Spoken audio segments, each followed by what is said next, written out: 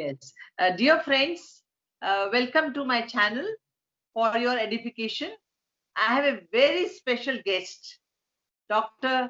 Annie Koshi, who is the principal and director of St. Mary's School, Subject Enclave, New Delhi. She is the pioneer in the field of inclusive education. Dr. Koshi is very popular as a principal and as an administrator. Her school is called School with a Heart, a very special compliment, a school with a heart. She continues to campaign actively for more inclusive education-based systems and curricula, where diversity and differences are celebrated. As a person, she is a dynamic leader, a fiery powerhouse of an administrator, and most important, a wonderful teacher and a mentor. I've had the immense privilege of being associated with Dr. Koshi in Sahodaya Delhi Cluster Group, CBSE, National Progressive Schools Conference, and many more platforms where we both have been together. I personally feel a very dynamic lady with a very special, loving, compassionate heart. She's recipient of national award, state award, and many more awards she's got. I would not like going into details, but then a wonderful person, and above all, a very good friend of mine. Thank you so much, Angie, for coming and being with us. Thank you for all the compliments. No, it's okay.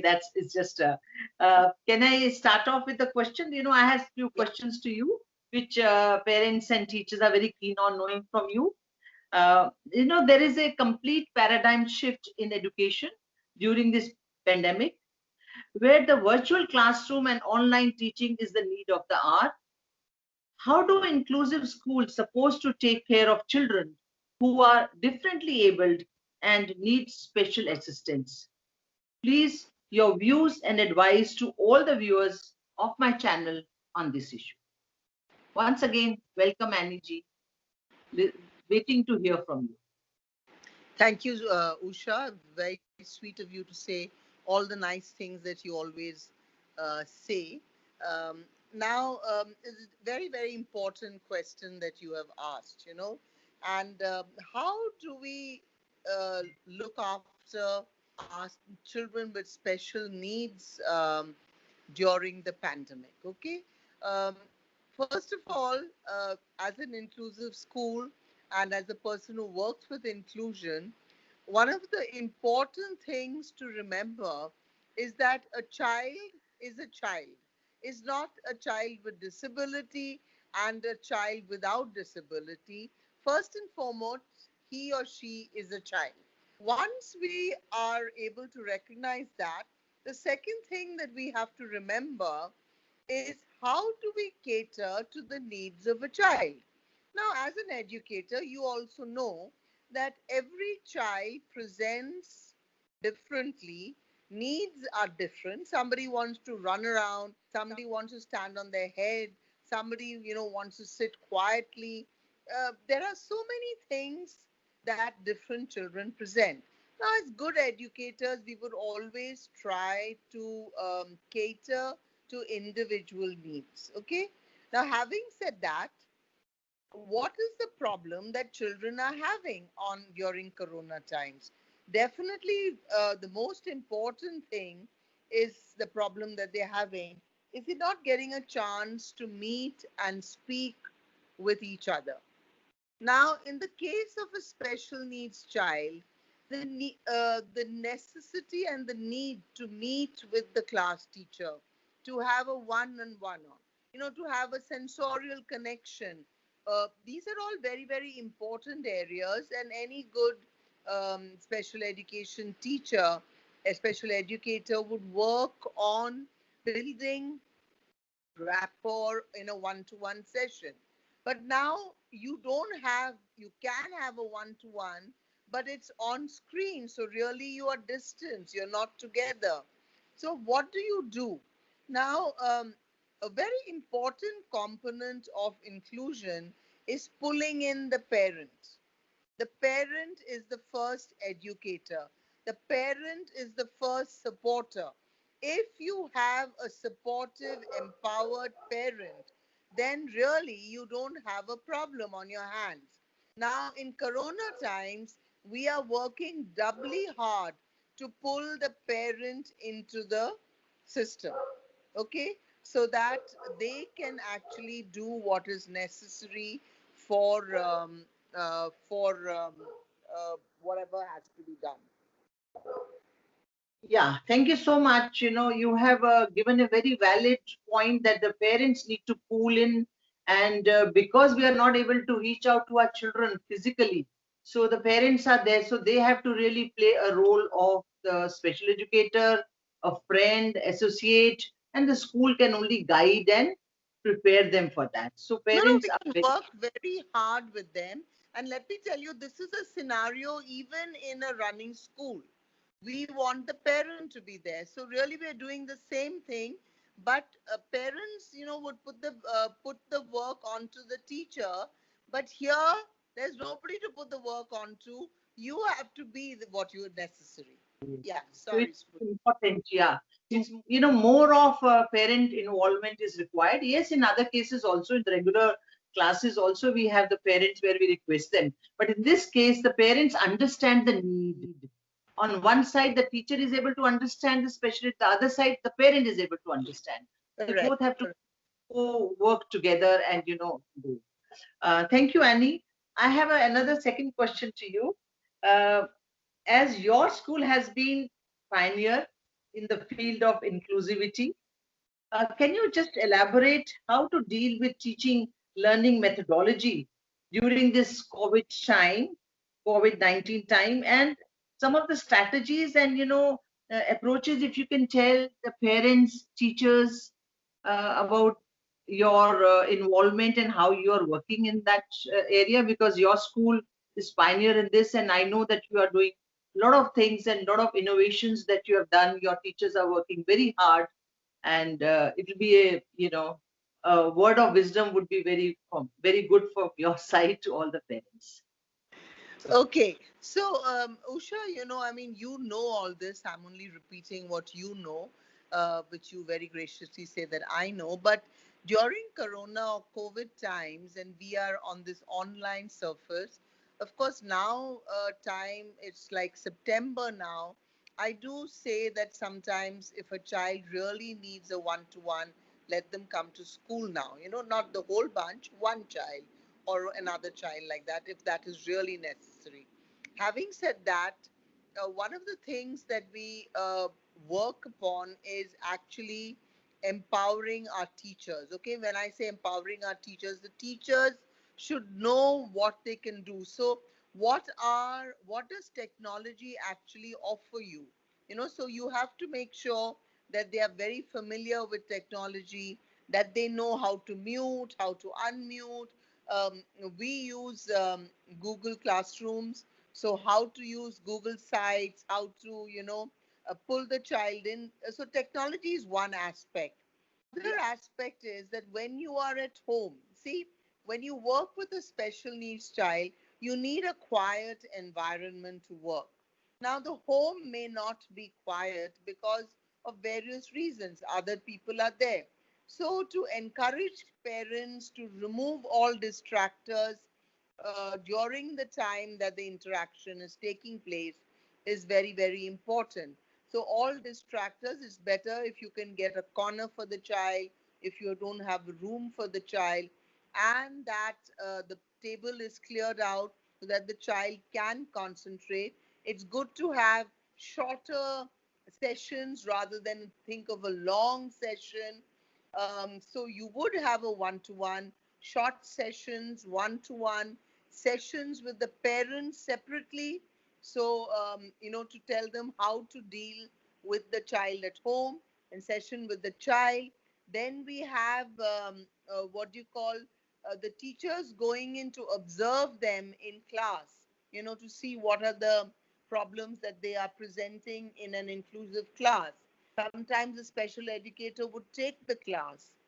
so to take advice. So if you have this, three-pronged effort, that is, you working with the parent, you're working to see how he works with his peer group and sorting that out, and you're working one-to-one with the child also.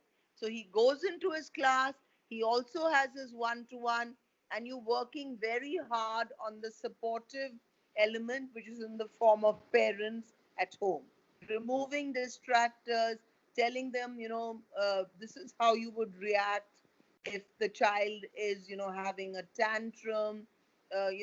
Parents also are under great stress because, you're at home, you're cooking, your child is with you 24/7, you have to do your office work. So it's important to understand the problems that parents are having and to see how you can deal with their issues also. So these are ways in which we can help a child. It's important that we do a one-to-one with the child. A special educator sort of caters to the needs of the child and focuses on the challenges and works in that one-to-one.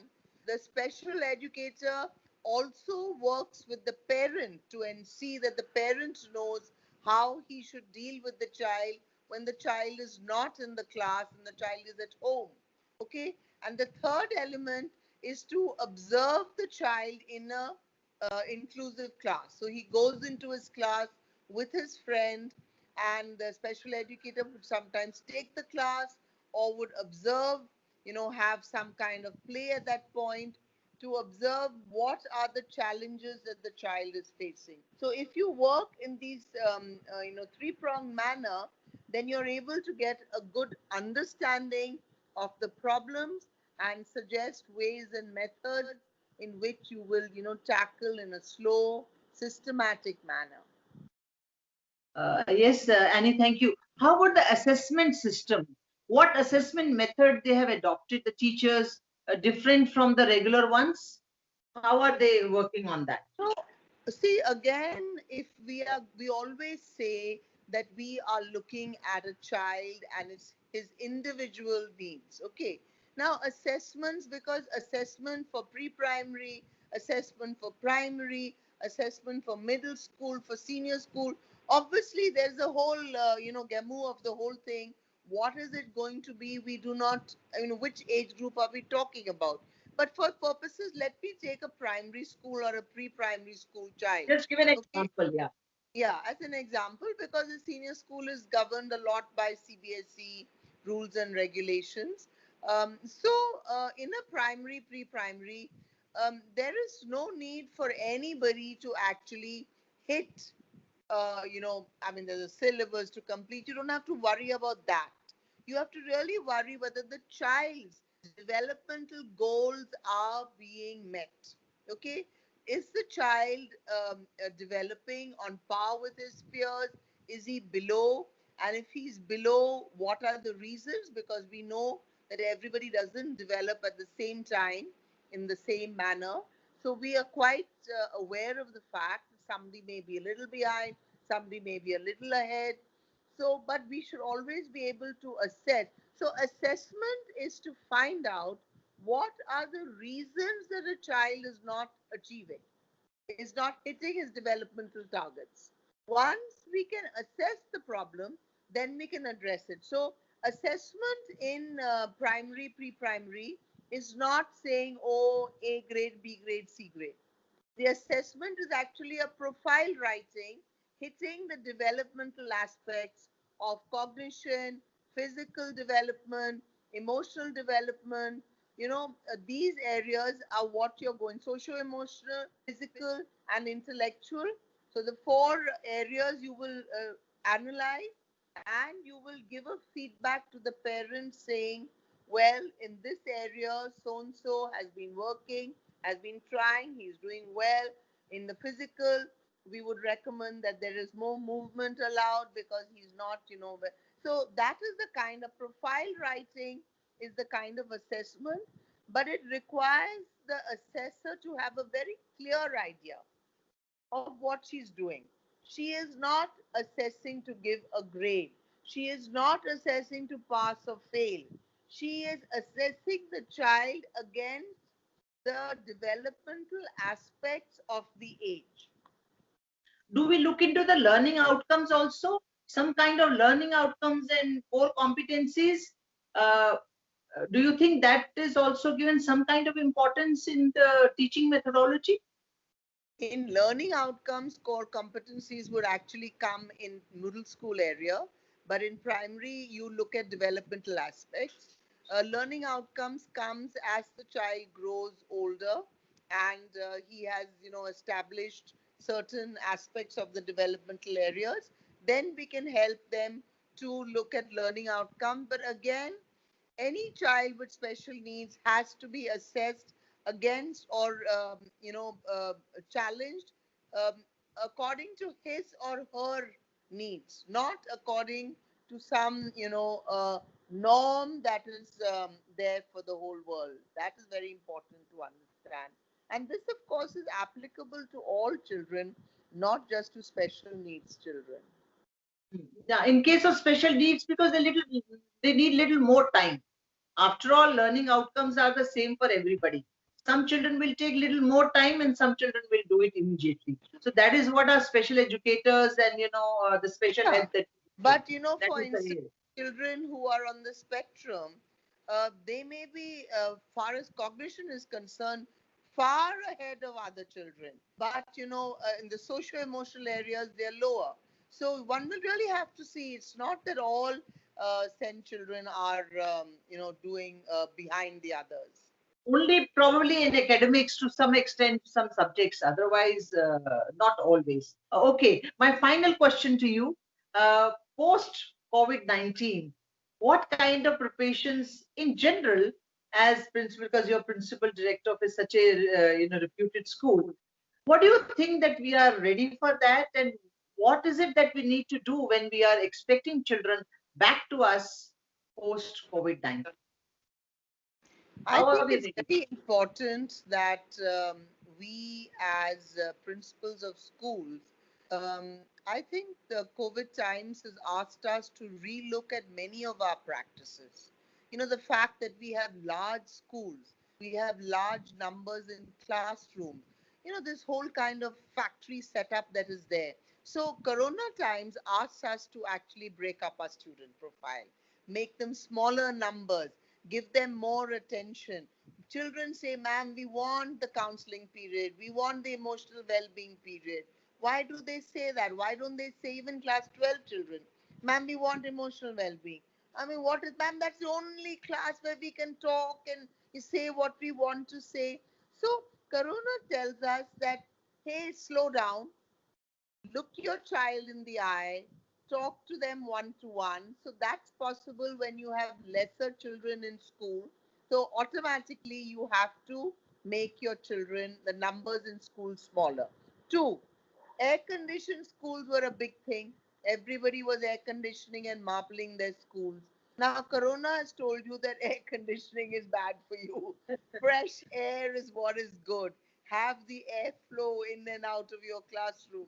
So, that's the second thing that you have to see. So, back to nature, back to each other. That's what Corona asks for you, asks of you. And I think that's what principals will have to do. They have to open up their windows. They have to shut down all their ACs and Yes. allow the children to come out. And, of course, social distancing has to be maintained. But let And me of tell course, you that in special needs, in inclusion, we always say, open your windows, open your hearts, open your arms. That is the problem. कि दिमाग में ही मैं नहीं नहीं ये बच्चा नहीं आ सकता मेरे पास. So opening the windows is also symbolic of inclusion. Open your hearts to the children. Let them come to you. yeah, I know. And in any case, thank you, Annie. You are doing such a wonderful job because I have visited your school, met the children, met not only the regular children, your special need children also, and your teachers also. You're doing a wonderful work in your school. I hope many more schools follow you and open their hearts. And school should be called School with a Special Heart. So thank you so much for coming on my channel for your edification. Thank you so much. Thank you. Thank, thank Bye you. bye. Thank you.